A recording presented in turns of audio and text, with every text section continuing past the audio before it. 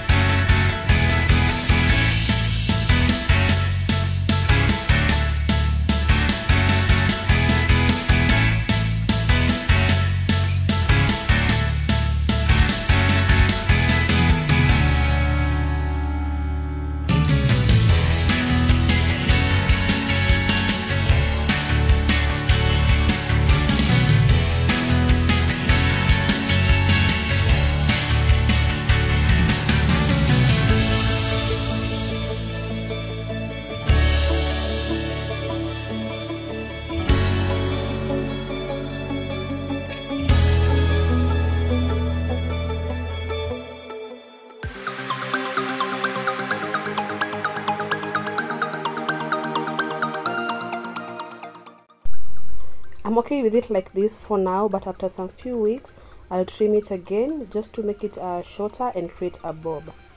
So guys, just comment down below if you love this wig, if you love this color as well.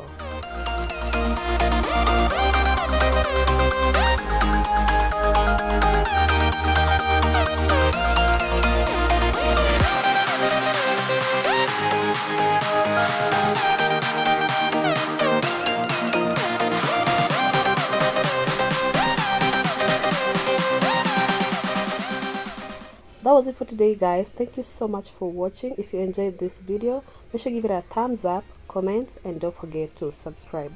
See you in my next video. Bye.